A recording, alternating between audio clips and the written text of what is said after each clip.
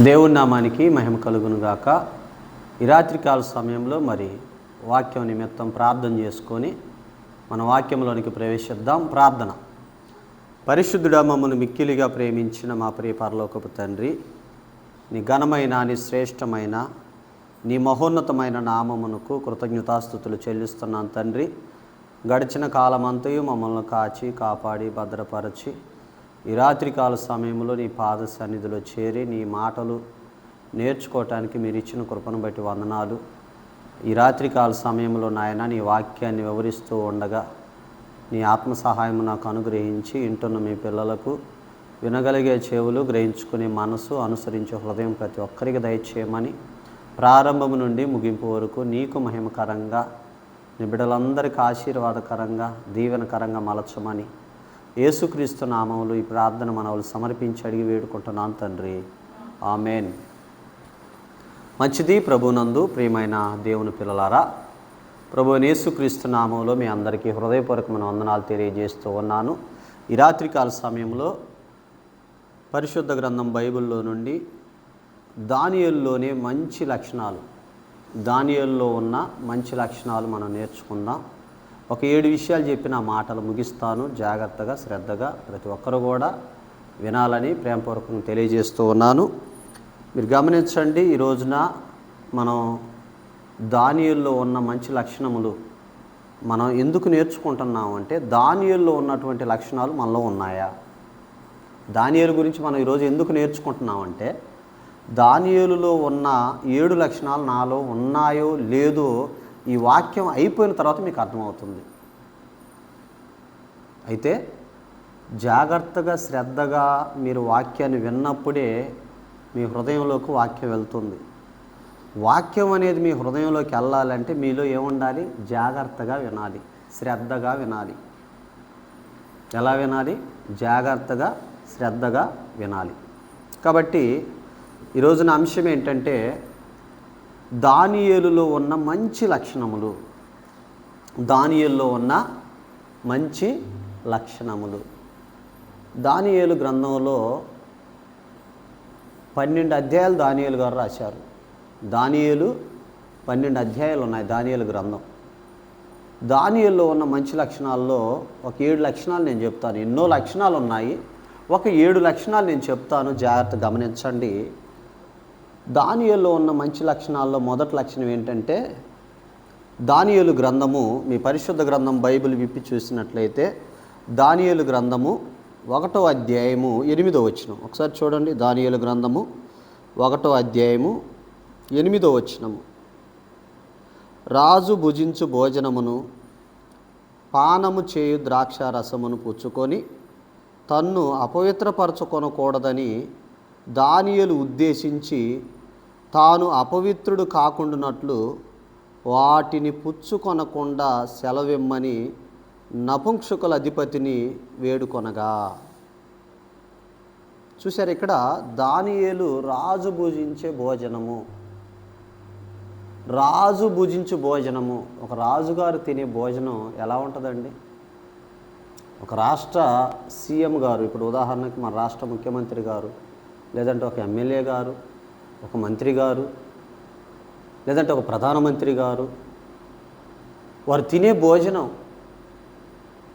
అంటే, రాజుగారు ఆనాటి కాలంలో బబులోను సామ్రాజ్య అధినేత నెబుకద్నెజర్ అనే వ్యక్తి, ఆయన ఈ యొక్క దానియేలు, షడ్రకు, మెషకు, అబేద్నెగో అనే వ్యక్తులు ఆ యొక్క బబులోను సామ్రాజ్యంలో చెరలో ఉన్నారు. వీరందరూ కూడా ఉంటే రాజుగారు ఏం చేశారంటే,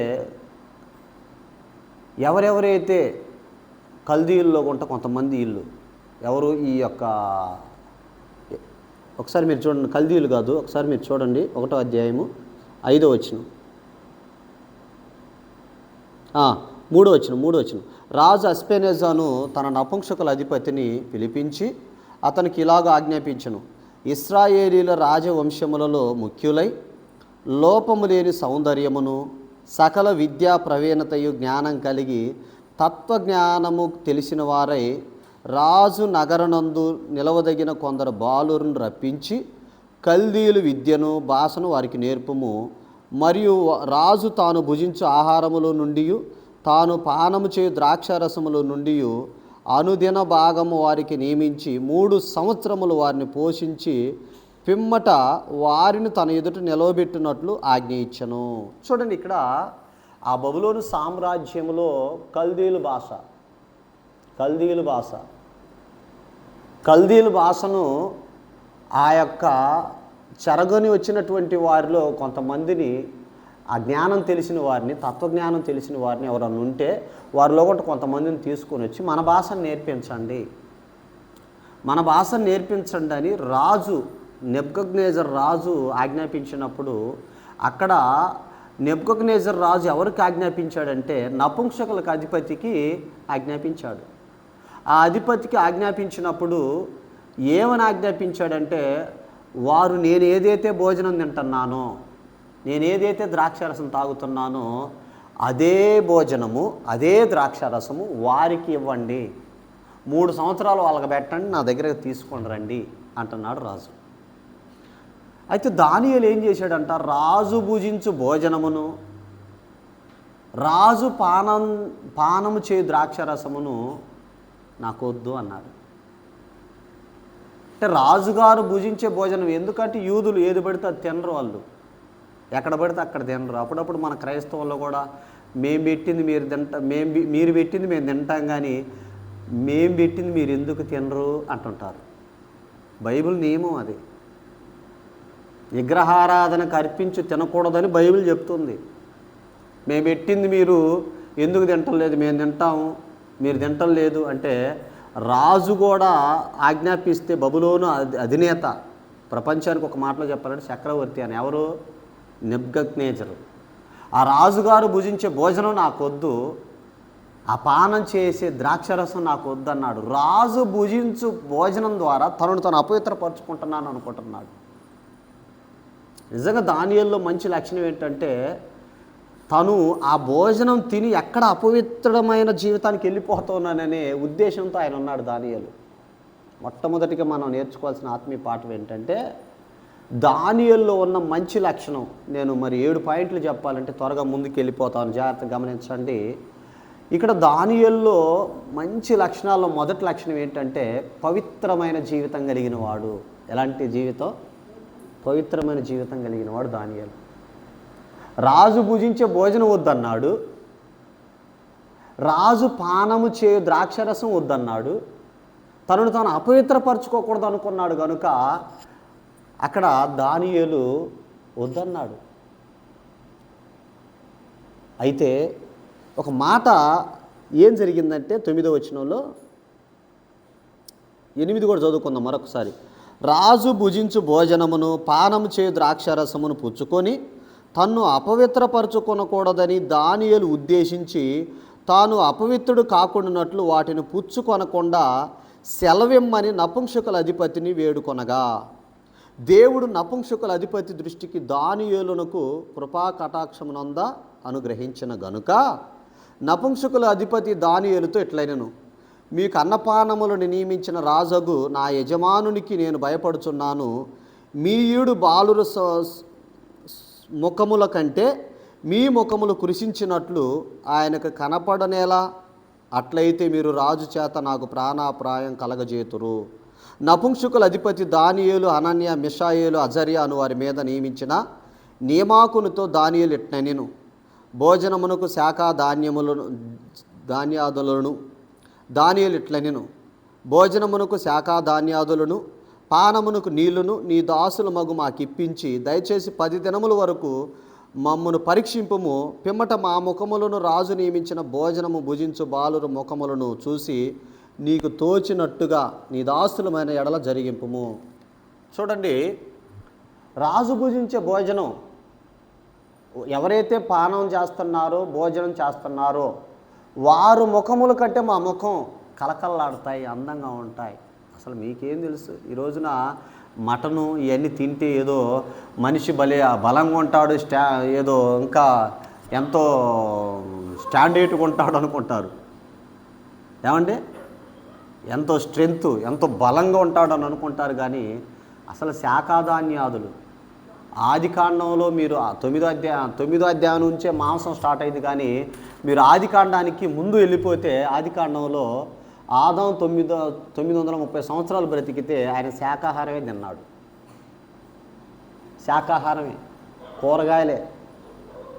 మాంసాహారం 9వ అధ్యాయం నుండి స్టార్ట్ అయింది. ఆ భోజనము రాజు భుజించే భోజనం వద్దన్నాడు. అయితే ఆ నపుంసకులు అధిపతి అంటున్నారయ్యా, మీరు తినకపోతే నాకు ప్రాణాపాయ పరిస్థితి, రాజుగారు నన్ను చంపేస్తారంటున్నాడు. అంటే 10 రోజులు మీరు చూడండి, 10 రోజులు వాళ్ళ ముఖాలు చూడండి, మా ముఖాలు చూడండి. మా ముఖం వాళ్ళ ముఖం కంటే కలగా లేకపోతే నువ్వు చెప్పింది మేము చేస్తామన్నాడు దానియేలు. సరేలని చెప్పేసి 10 రోజులు చూస్తే ఈ యొక్క దానియేలు భుజించిన భోజనము ఆ శాఖాధాన్యాదులు తిన్నటువంటి ఈయన ముఖం కలగా ఉంది. రాజుగారు చూడగానే ఇలా ముఖం మీద తేజస్సు. ఏమంటే ముఖం మీద తేజస్సు ఇచ్చేది ఎవరు? దేవుడు. ప్రభునందు ప్రేమ దేవుని పిల్లలారా, ఇక్కడ దానియేలు రాజు భుజించే భోజనమును పానము చే ద్రాక్షారసమును వద్దన్నాడంటే తనను తను అపవిత్రపరచుకొనకూడదు అన్నాడు. అంటే మొట్టమొదటిది ఏంటంటే పవిత్రమైన జీవితం కలిగిన వాడు. ఏం జీవితం? పవిత్రమైన జీవితం కలిగిన వాడు. నెంబర్ 1 గుర్తుపెట్టుకోండి. రెండవదిగా మనం చూద్దాం, దానియేలు గ్రంథము 6వ అధ్యాయము 3వ వచనం నుండి చదువుకుందాం, లేదంటే మొదటి నుంచి చదువుకుందాం. తన రాజ్యం అంతటి పైన అధిపతులుగా ఉండుటకై 120 మంది అధిపతులను నియమించుటకు దర్యావేషునకు ఇష్టమాయను. వారిపైన 3 ప్రధానులుగా నియమించెను. ఆ 3 దానియేలు ముఖ్యుడు. రాజునకు నష్టం కలగకుండానట్లు ఆ అధిపతులు తప్పకుండా వీరికి లెక్కలు ఒప్పచెప్పవలనని ఆజ్ఞ ఇచ్చెను. ఈ దానియేలు అతిశ్రేష్టమైన బుద్ధి గలవాడై ప్రధానులలోను అధిపతులలోను ప్రఖ్యాతి నొంది ఉండిన గనుక రాజ్యమంతటి మీద అతన్ని నియమింపవలనని రాజు ఉద్దేశించెను. చూసారా, ఆ బబులోను సామ్రాజ్యములో ఇక్కడ దానియేలు గురించి మనం చూసినట్లయితే ఇక్కడ దానియేలుని దర్యావేసు రాజు, ఇక్కడ 6వ అధ్యాయానికి వచ్చేసరికి ఇక్కడ ఎవరు? దర్యావేసు. ఈ దర్యావేసు రాజు దానియేలుని 120 మంది అధిపతులు, ఆ 120 మంది అధిపతుల్లో నుండి మళ్ళీ 3 ముఖ్యులు. ఆ 3లో ముఖ్యుడు ఎవరంటే, ప్రధానుడు ఎవరంటే దానియేలు. 120 మంది అధిపతులు. బబులోను సామ్రాజ్యంలో అధిపతులు ఎంతమంది అంటే 120 మంది. ఆ 120 మంది పైన 3 ముఖ్యులు. ఆ 3లో ముఖ్యుడు ఎవరంటే దానియేలు. ఈ దానియేలు ఎలాంటి వాడంటే అతి శ్రేష్టమైన బుద్ధి గలవాడు. ఏం బుద్ధి? అతి శ్రేష్టమైన బుద్ధి. బుద్ధి అంటే సరిపోయింది కదా, మరి అతి శ్రేష్టమైన బుద్ధి అంటే మంచి, ఇంకా అతి శ్రేష్టమైన బుద్ధి కలిగిన వాడు దానియేలు. ప్రభునందు ప్రేమ దేవుని పిల్లలారా, దానియేలులో మంచి లక్షణాల్లో 2వ లక్షణం ఏంటంటే అతి శ్రేష్టమైన బుద్ధి గలవాడు. శ్రేష్టమైన బుద్ధి కాదు, అతి శ్రేష్టమైన బుద్ధి. అతి శ్రేష్టమైన బుద్ధి ఎవరిచ్చారు? ఈ అతి శ్రేష్టమైన బుద్ధి అంటే దానియేలుకి దేవుడే ఇచ్చాడు. బుద్ధి జ్ఞానములు సర్వ సంపదములు నాయందే గుప్తములయ్యున్నవి అంటాడు అపోస్తలుడైన పౌలు కొలస్సీలకు రాసిన పత్రికలో. మీరు గమనించండి, దానియేలులో మంచి లక్షణాల్లో 2వ లక్షణం ఏంటంటే అతి శ్రేష్టమైన బుద్ధి కలిగిన వాడు. ఎలాంటి బుద్ధి? అతి శ్రేష్టమైన బుద్ధి కలిగిన వాడు. అలాంటి అతి శ్రేష్టమైన బుద్ధి కలిగిన వాడైనటువంటి దానియేలు మీద ఆ బబులోను సామ్రాజ్యంలో ఉన్నటువంటి వారు ఏమండి ఈర్ష్య పడుతున్నారు, అసూయ పడుతున్నారు. ఎక్కడో బానిసగా వచ్చాడు, చెరగొని వచ్చినాడు ఈ దానియేలు. 120 మంది మేము అధిపతులు ఉంటే మా మీద మళ్ళీ ఒక 3 అయితే 3లో ముఖ్యుడు దానియేలు. సౌలుగైనా దావీదుకు 10,000 స్తుతులు అన్నప్పుడు ఎలాగైతే ఈర్ష్య పడ్డారో, ఇసపు చూపు చూశాడో సౌలు, ఈ దానియేలు మీద కూడా ఇసపు చూపు చూశారు అక్కడ ఉన్నటువంటి కొంతమంది అధిపతులు కావచ్చు, ఎవరైనా సరే. ఇక్కడ మనం నేర్చుకోవాల్సిన ఆత్మీయ పాఠం ఏంటంటే ఆ అతి శ్రేష్టమైన బుద్ధి కలిగినటువంటి వాడి మీద ఏం చేశారంటే మీరు ఒకసారి చూడండి. 2వ విషయం ఏం చెప్పాను? అతి శ్రేష్టమైన బుద్ధి కలిగిన వాడు. 6వ అధ్యాయము 4వ వచనం నుండి చదువుకుందాం. అందుకు ఆ ప్రధానులను అధిపతులను రాజ్యపాలన విషయంలో దానియేలు మీద ఏదైనా ఒక నింద మోపవలనని ఉండి తగిన హేతు కనిపెట్టుచుండిరి గాని దానియేలు నమ్మకస్తుడై ఏ నేరమైనను తప్పైనను చేయువాడు కాడు గనుక దానియేలులో తప్పైనను లోపమైనను కనుగొనలేకపోయిరి. దానియేలు దేవుడి దృష్టికి దేవుని విషయంలో తప్ప దానియేలు మీద నింద మోపాలంటే ఎవడు తరం కావట్లా. దానియేలు ఎలా ఉన్నాడంటే దేవుడి దృష్టికి మూడో మాట నమ్మకస్తుడుగా ఉన్నాడు. దేవుడికి నమ్మకస్తుడు దానియేలు. ఆ నమ్మకస్తుడైనటువంటి దానియేలు మీద ఏ లోపం లేదు ఆయనలో. నాలుగో మాట ఏంటంటే లోపం లేనివాడు దానియేలు. అక్కడ ఉన్నటువంటి ప్రజలందరూ కూడా తగిన హేతు ఏదో ఒకటి చూద్దాం, అసలు ఈయన ఏం తప్పు చేయడంటే ఆయన పరిశుద్ధుడు అంట, ఏదో ఒక నింద మోపుదాం దానియేలు మీదని అక్కడ ఉన్నటువంటి వారు ప్రధానులు అందరూ అనుకుంటున్నారు.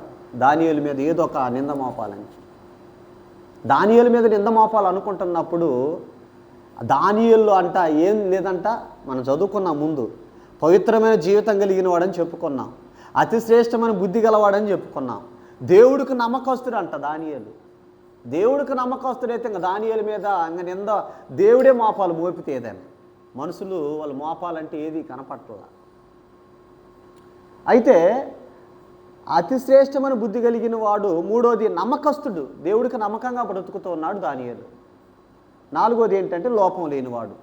అరే దానియేలులో దానియేలు నమ్మకస్తుడిగా ఉన్నాడు, లోపం లేనివాడిగా ఉన్నాడు, ఇలాంటి వ్యక్తి మీద మనం ఎలా మోపాలి అని తగిన హేతు కనిపెట్టుచూ ఉన్నారు.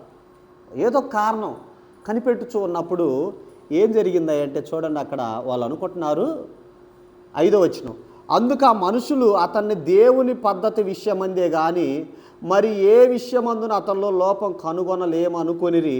కాబట్టి ఆ ప్రధానులను అధిపతులను రాజునొద్దకు సందడిగా కూడి వచ్చి ఎట్లనిరి, రాజగు దర్యావేషు చిరంజీవై ఉందుగాక, రాజ్యపు ప్రధానులు సేనాధిపతులు అధిపతులు మంత్రులు సంస్థానాధిపతులు అందరూ కూడి రాజొక ఖండితమైన చట్టం స్థిరపరచి దానిని శాసనముగా చాటింపు చేయనట్లు యోచన చేసిరి.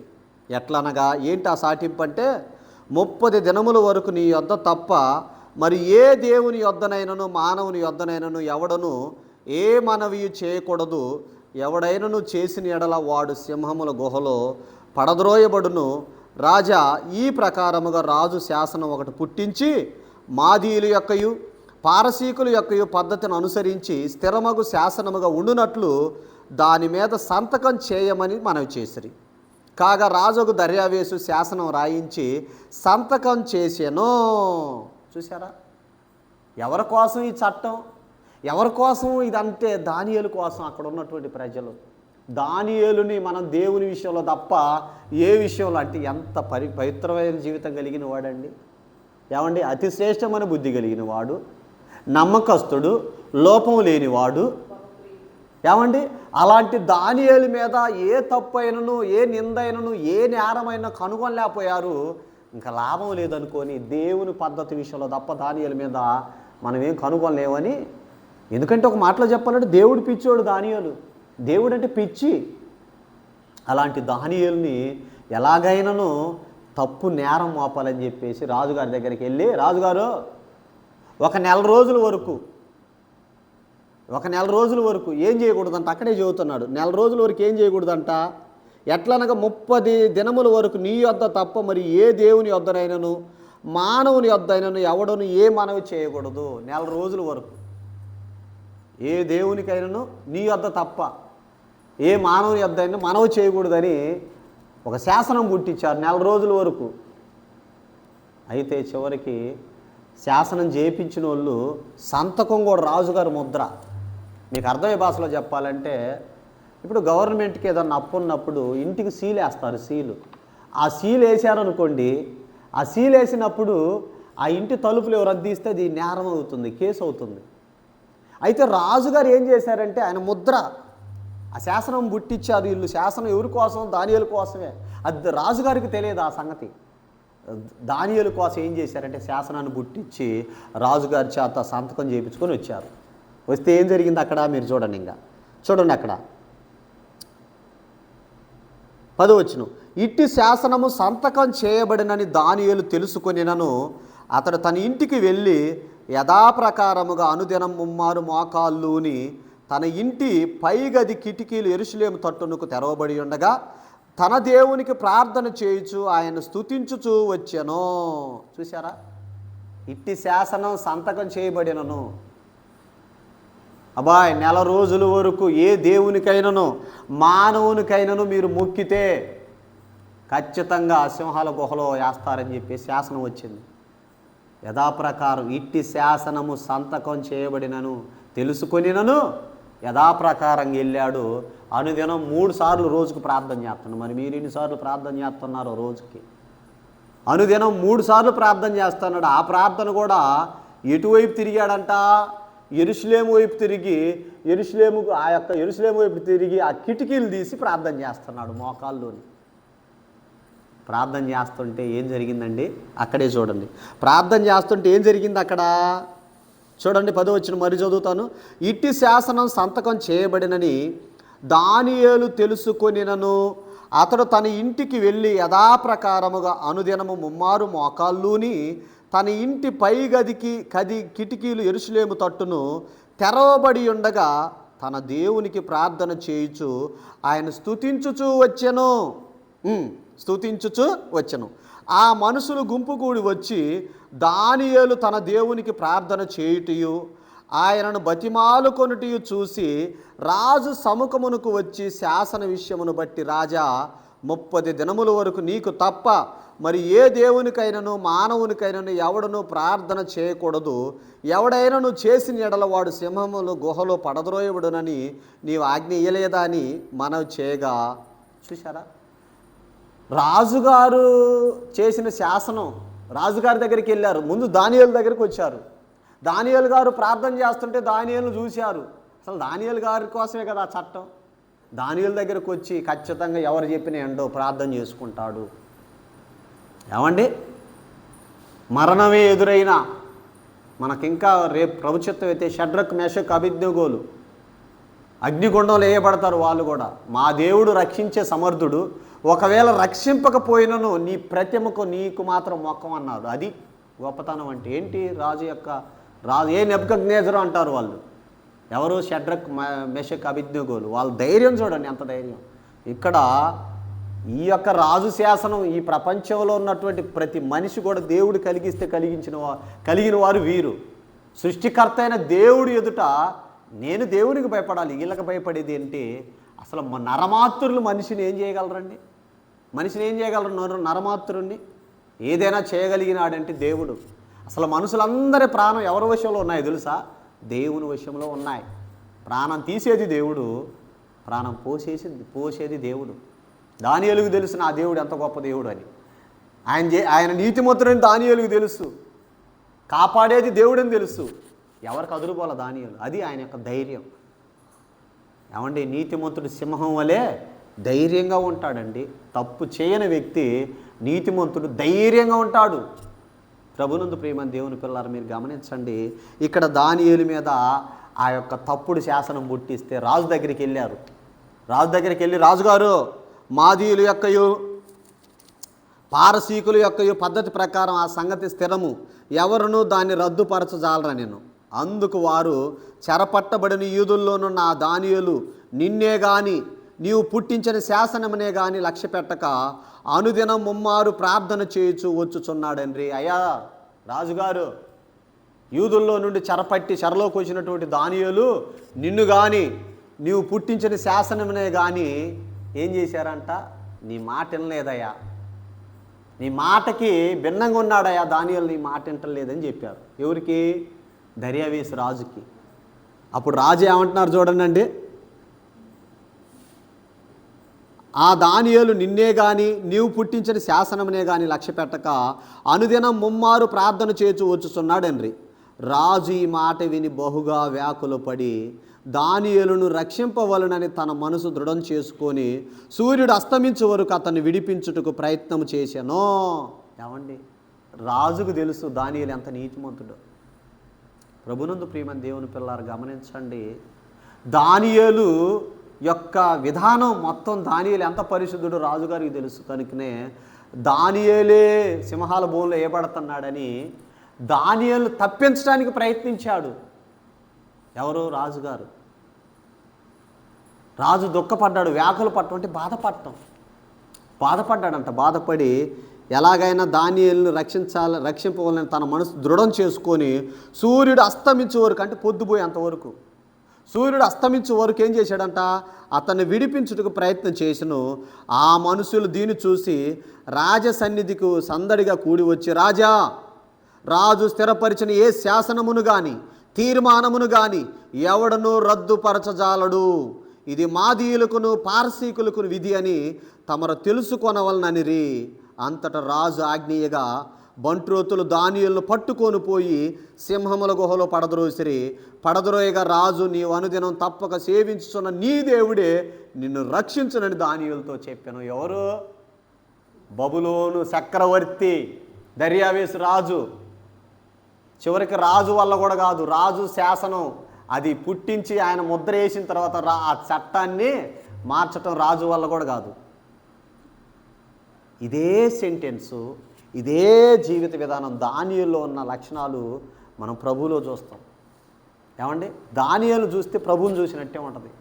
పొంతి పిలాతు దగ్గరకు తీసుకెళ్ళినప్పుడు పొంతి పిలాతు, ఈ దీనుడి మీద ఏ పాపం లేదయ్యా, ఎంతోమంది అబద్ధ సాక్ష్యాలు నిలబెట్టినప్పటికీ ఒక్కట కూడా నింద ఆయన మీద చూపించటానికి మచ్చలేని మానవుడు ప్రభు, సంపూర్ణ మానవుడు దేవుడు యేసుక్రీస్తు. ఆయన మీద ఒక్క వేలెత్తి చూపించడానికి ఒక్కలకు కూడా ధైర్యం లేదు. ఎవరు? పొంతి పిలాతు గవర్నర్, రోమా గవర్నర్ భయపడ్డాడు యేసు ప్రభుని చూసి. ఏమంటే ఎందుకు? ఒక్క తప్పు లేదండి, అంతమంది అబద్ధ సాక్షులు వచ్చి చెప్పినప్పటికీ యేసు ప్రభులో చూపించడానికి ఒక్క తప్పు లేదు. రాజు అక్కడ దుఃఖపడ్డాడు, భయపడ్డాడు. ఎవరు? పొంతి పిలాతు. ఇక్కడ దానియేలు దగ్గర దర్యావేసు భయపడుతున్నాడు, దుఃఖపడుతున్నాడు. నువ్వు అనుదినము అంటే నువ్వు అనుదినం సేవించుతున్న నీ దేవుడు నిన్ను రక్షిస్తాడని దానియేలుకి అభయం ఇస్తున్నాడు. ఎవరు? దర్యావేసు. దానియేలులో యేసు ప్రభుని చూడొచ్చు మనం. దానియేలు గొప్ప ప్రవక్త అండి, నీతిమంతుడు దానియేలు. ప్రభునందు ప్రియమైన దేవుని పిల్లలు, చదువుకుందాం, ముందుకు కొనసాగుదాం. ముగిస్తాను, త్వరలో వెంటనే ముగిస్తాను, జాగ్రత్త గమనించండి. ఆ మనుషులు దీన్ని చూసి, ఏమండి అదంతా చదువుకున్నాం కదా, 16 వచనం. అంతటా రాజు ఆజ్ఞేయగా బంట్రోతులు దానియేలును పట్టుకొని పోయి సింహముల గుహలో పడద్రోసిరి. పడద్రోయగా రాజు, నీవు అనుదినం తప్పక సేవించుచున్న నీ దేవుడే నిన్ను రక్షించునని దానియేలుతో చెప్పాను. వారు ఒక రాయి తీసుకొని వచ్చి ఆ గుహ ద్వారమును వేసి దాన్ని మూసిరి. మరియు దానియేలును గూర్చి రాజు యొక్క తీర్మానం మారునేమో అని రాజు ముద్రను, అతని అధికారుల ముద్రను వేసి దాన్ని ముద్రించిరి. అంతటా రాజు తన నగరునకు వెళ్ళి ఆ రాత్రి అంతా ఉపవాసం ఉండి నాట్య వాయిద్యములను జరగనీయలేదు. అతనికి నిద్ర పట్టకపోయెను. ఎవరికి? దానియేలు సింహాల బోన్లు వేయబడ్డాడు. దానియేలు కమ్మగా నిద్రపోతున్నాడు సింహాల బోన్లు. కానీ రాజుకు నిద్ర పట్టట్లేదంట, ఆ రాత్రి అంతా ఉపవాసం ఉండంట. ఎవరు? దర్యావేసు రాజు, బబులోను చక్రవర్తి. ఆ దర్యావేసు రాజుకు నిద్ర పట్టట్లా. అయ్యో నీతిమంతుణ్ణి, వాళ్ళకి తెలుసు దానియేలు ఎలాంటోడో ఆయనకి తెలుసు. రాత్రంతా నిద్ర పట్టల ఆయనకి, రాజుగారికి. నాట్య వాయిద్యములు జరగనేలేదు, రాత్రంతా ఉపవాసం ఉన్నాడంట. ప్రభునందు ప్రియమైన దేవుని పిల్లలారు, నీతిమంతుడు ఎవరు? దానియేలు. ఇప్పుడు చూద్దాం. ఆ రాత్రి నిద్ర పట్టకపోతే ఏం జరిగిందంట? 19వ వచనం. తెల్లవారుజామున రాజు ఏగిరమే లేచి సింహముల గుహ దగ్గరకు త్వరపడిపోయాను. అతడు గుహ దగ్గరకు రాగానే దుఃఖ స్వరముతో దానియేలును పిలిచి, జీవంగల దేవుని సేవకుడైన దానియేలు, నిత్యము నీవు సేవించుచున్న నీ దేవుడు నిన్ను రక్షింపగలిగినా అని అతన్ని అడిగాను. అందుకు దానియేలు, రాజు చిరకాలం జీవించునుగాక. మనమైతే ఏమయ్యా నీకు సిగ్గుంది అంటాం మనం. దానియేలు సింహాల బోన్లు వేస్తే దానియేలు దగ్గరికి తెల్లవారునే ఏగిరమే పెందల కాళ్ళు వేసి వచ్చి, దానియేలు నిత్యం నీవు సేవించుచున్న నీ దేవుడు నిన్ను రక్షింపగలిగినా అంటే, అందుకు దానియేలు అంటాడు, రాజు చిరకాలం జీవించుడుగాక. మనల్ని ఒక మాట అంటే ఏమంటాం? చెప్పిస్తామా? చెప్పిస్తే మీరు దేవుని పిల్లలు కాదు, గుర్తుపెట్టుకోండి. ప్రభునందు ప్రియమైన దేవుని పిల్లలు, మనం ఆశీర్వాదమునకు వారసులవుటికి మనం పిలువబడ్డాం. దీవించడు కానీ శపించొద్దు అన్నాడు మన దేవుడు. మన దేవుడు నేర్పించింది అది. ఏమండి, మన దేవుడు ఆశీర్వాదమునకు వారసులవుటికి మనల్ని పిలిచాడు. ఏం చేస్తున్నాడు ఇక్కడ దానియేలు? దీవిస్తూ ఉన్నాడు. ఏమంటున్నాడండి? అందుకు దానియేలు, రాజు అడిగాడు, అందుకు దానియేలు, రాజు చిరకాలం జీవించునుగాక, నేను నా దేవుని దృష్టికి నిర్దోషినిగా కనబడితిని గనుక ఆయన తన దూతను పంపించి సింహములు నాకు ఏ హాని చేయకుండా వాటి నోళ్ళు మూయించెను. రాజా, నీ దృష్టికి నేను నేరం చేసిన వాడను కాను కదా అనెను. 23 వచనం. రాజు ఇందును గూర్చి అతి సంతోషభరితుడై దానియేలును గుహలో నుండి పైకి తీయుడని రాజు ఆజ్ఞేయగా బంట్రోతులు దానియేలును బయటకు తీసిరి. అతడు తన దేవుని యందు భక్తి గలవాడైనందున అతనికి ఏ హాని కలగలేదు. చూసారా? నిజంగా నువ్వు దేవుని యందు భయము భక్తి కలిగి ఉంటే ఏ హాని నీకు కలగదు. ఏమండి? దేవుని యందు భయభక్తులు కలిగిన వాడు ఏమన్నాడు దానియేలు? నేను నా దేవుని దృష్టికి నిర్దోషిని కనుక. నిర్దోషిని. ఒక చట్టంలో ఒక మాట ఉంది, 100 మంది దోషులు తప్పించుకున్నా ఇబ్బంది లేదు, కానీ ఒక్క నిర్దోషికి శిక్ష పడకూడదనే ఒక నినాదం ఉంది మన ఇండియన్ పీనల్ కోడ్లో. 100 మంది దోషులు తప్పించుకున్నా పర్వాలేదు, కానీ ఒక్క నిర్దోషికి శిక్ష పడకూడదు. దానియేలుని దేవుడు తప్పించాడు. సింహాలు బోన్లో తప్పించాడు. ఎలా తప్పించాడు? దానియేలు నీతిమంతుడు. అదే దానియేలు మీద నింద మోపిన వాళ్ళని ఏం చేశాడో మీరు చూడండి. తర్వాత ఏం జరిగిందో చూడండి. 24 వచనం. రాజు ఆజ్ఞేయగా దానియేలు మీద నింద మోపిన ఆ మనుషులను వారు తోడుకొని వచ్చి సింహముల గుహలో పడద్రోసిరి. వారిని, వారి కుమారులను, వారి భార్యలను పడద్రోసిరి. వారు ఆ గుహ అడుగునకు రాక మునిపే సింహములు పాలైరి. సింహములు వారి ఎముకలను సైతం పగలగూరికి పొడి చేసెను. మరి దానియేలును పొడి చేయలేదే? దానియేలు మీద ఎవరైతే నింద మోపారో వారిని, వారి భార్యను, పిల్లల్ని మొత్తం కూడా ఎవరెవరైతే దానియేలు మీద నింద మోపారో, తప్పుడు సమాచారం ఇచ్చి నింద మోపిన వారిని తీసుకొని రండి, వారిని, వారి భార్యలను, పిల్లలను మొత్తాన్ని సింహాల గుహలో వేయమన్నాడు. సింహాల గుహలో వేయగానే తాను తవ్విన గుంతలో తాను బట్ట వంటి ఇదే సామెత. నీకు సామెతల గ్రంథంలో ఉంది, తాను త్రవ్విన గుంటలో తానే పడటం. ఏమండి? ఎదుటి వారిని నాశనం కోరుకుంటే ఎవరు నాశనం అయిపోయారు చూశారు కదా. ప్రభునందు ప్రియమైన దేవుని పిల్లలారా, ఇక్కడ దానియేలు మీద నింద మోపిన వారిని రాజు ఆజ్ఞగాని తీసుకొని వచ్చి వారిని, వారి భార్యలని, వారి కుమారులని, పిల్లలతో సహా తీసుకొని వచ్చి, ఏమండి, ఒక్క మనిషి చేసిన పాపం, ఒక ఇంట్లో ఒక యజమానుడు చేసిన పాపాన్ని బట్టి కుటుంబం పతనం అయిపోయింది. ప్రభునందు ప్రియమైన దేవుని పిల్లలు మీరు గమనించండి, బైబిలు దేవుడు అన్యాయస్తుడు కాదు. దేవుడు అన్యాయం చేయటం అసంభవం. ఎవడైతే అన్యాయం చేస్తాడో అన్యాయం చేసిన వానికి మరలా అన్యాయం లభించును. అన్యాయం చేసిన వానికి ఏమవుతుంది? అన్యాయం లభిస్తుంది. అందుకని ఇక్కడ ఏమంటున్నాడంటే, రాజు ఆజ్ఞేయగా దానియేలు మీద నింద మోపిన ఆ మనుషులను వారు తోడుకొని వచ్చి సింహముల గుహలో పడద్రోసిరి. వారిని, వారి కుమారులను, వారి భార్యలను పడద్రోసిరి. వారు ఆ గుహ అడుగునకు రాక మునిపే సింహములు పాలైరి. సింహములు వారి ఎముకలను సహితం పగల గురికి పొడి చేశాను. ఏం చేసినాయి అంట? పొడి చేసినాయి అంట. ప్రభునందు ప్రియమైన దేవుని పిల్లలారా, ఇంకా ఎన్ని వచనాలు ఉన్నాయండి? 4 వచనాలు చదువుకుందాం. అప్పుడు రాజుకు దర్యావేసు లోకమంతట నివసించు సకల జనులకును, దర్యావేసు చూడండి ఒక అన్యరాజు. అప్పుడు రాజుకు దర్యావేసు లోకమంతట నివసించు సకల జనులకును, రాష్ట్రములకును, ఆయా భాషల మాట్లాడు వారికి ఇలాగు వ్రాయించెను, మీకు క్షేమాభివృద్ధి కలుగునుగాక. నా సముఖమున నియమించిన దేమనగా నా రాజ్యములోని సకల ప్రభుత్వముల యందుండు నివాసులు దానియేలు యొక్క దేవునికి భయపడుచు. నా రాజ్యంలో ఎంతమంది అయితే ఉన్నారో సకల జనులు, రాష్ట్రములు, ప్రభుత్వములు దానియేలు యొక్క దేవునికి భయపడుచు. ఎవరి దేవుడు అంట? ఈ రోజున నిన్ను నన్ను అలా అనగలడా దేవుడు? ఏమండి? దానియేలు యొక్క దేవుడు, దానియేలు యొక్క దేవుడు అంట. చూడండి ఈ మాట ఎంత అద్భుతం అండి, ఎంత ఆనందం అండి. ఎవరంట? నా రాజ్యములోనే సకల ప్రభుత్వముల యందుండు నివాసులు దానియేలు యొక్క దేవునికి భయపడుచు ఆయన సముఖమును వణుకుచుండవలెను. ఆయనే జీవము గల దేవుడు. ఒక అన్యరాజు సాక్ష్యం ఇస్తున్నాడు.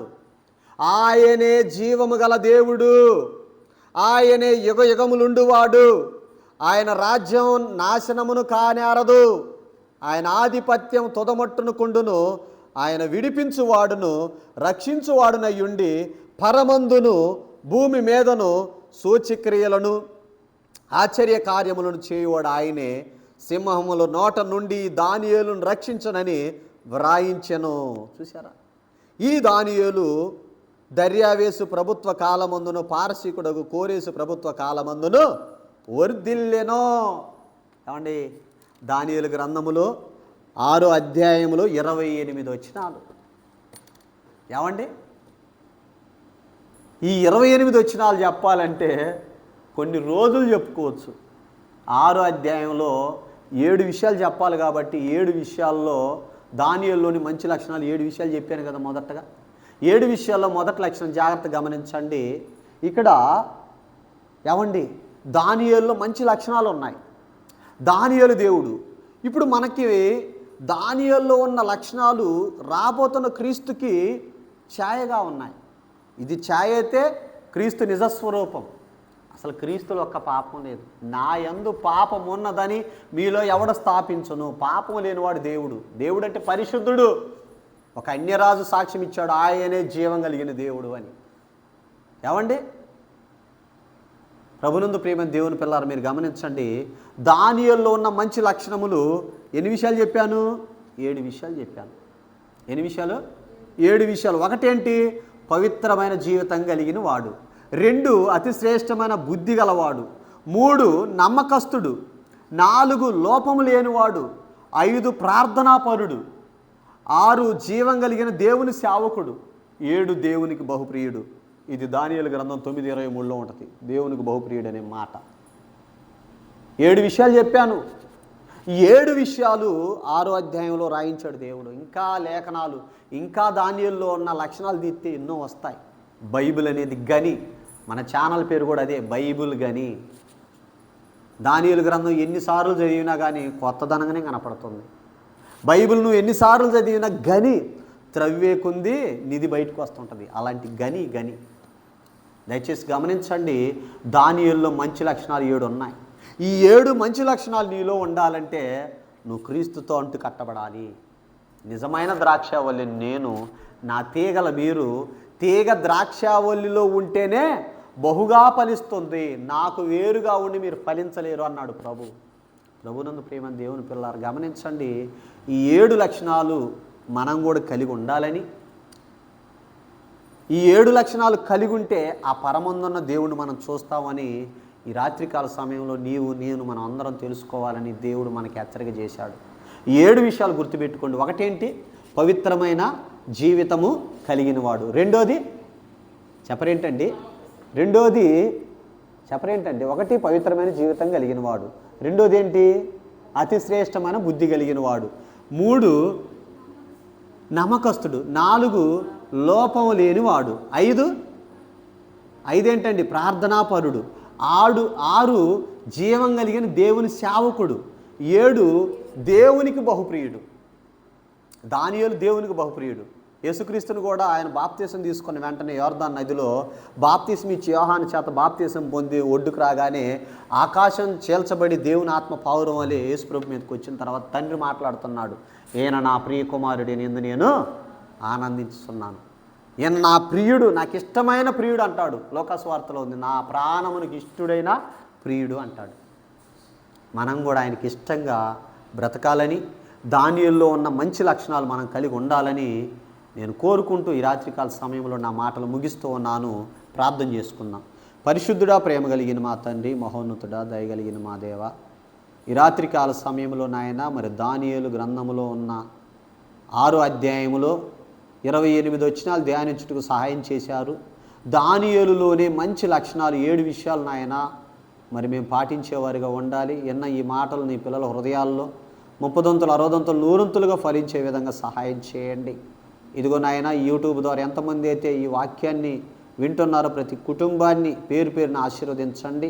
మారు మనసు లేని వారికి మారు మనసు, రక్షణ లేని వారికి రక్షణ, రక్షణ పొందినటువంటి వారికి సత్యమును గూర్చిన అనుభవ జ్ఞానాన్ని మీరు అనుగ్రహించమని, ఈ యూట్యూబ్ పరిచర్యను మీరు అంచెలంచెలుగా హెచ్చించి దీవించి బలపరచమని నాయన, అన్ని విషయాల్లో ఇదిగో ఈ యొక్క స్థానిక సంఘాన్ని ఆత్మీయంగా ఆర్థికంగా అన్ని విషయాలు మీరు అభివృద్ధి చేయమని ముందున్న సమయాన్ని చేతులకు అప్పగించుకుంటూ ఈ రాత్రికాల సమయంలో ఎన్న మాటలు నిష్ప్రయోజనం కాకుండా ఆయా ఈ మాటలు నీ యొక్క బిడ్డల హృదయాల్లో 30 60 100 ఫలించే కృపను దయచేయమని సమస్త ఘనత మహిమ ప్రభావాలు మీరే పొందుకోమని యేసుక్రీస్తు నామములో ఈ ప్రార్థన మనవులు సమర్పించి అడిగి వేడుకుంటున్నాము తండ్రి. ఆమేన్. దేవుడి నామానికి మహిమ కలుగును గాక. మీ అందరికి కూడా ప్రభువైన యేసుక్రీస్తు నామంలో హృదయపూర్వకమైన వందనాలు తెలియజేస్తూ ఉన్నాను. మరి మన ఛానల్ ద్వారా ఎంతమంది అయితే ఈ యొక్క వాక్యాన్ని వింటున్నారో దయచేసి సహోదరి సహోదరులారా గమనించండి. ఈ యొక్క ఛానల్ని లైక్ చేయండి, అలాగనే సబ్స్క్రైబ్ చేసుకోండి, కామెంట్ చేయండి. మరి మీ యొక్క అభిప్రాయం ఈ వాక్యం మీరు చెప్పినటువంటి విషయాలు మీరు కామెంట్ ద్వారా నాకు తెలియజేయాలని కోరుకుంటూ ఈ మాటలు ముగిస్తున్నాను. దేవునికి మహిమ కలుగును గాక.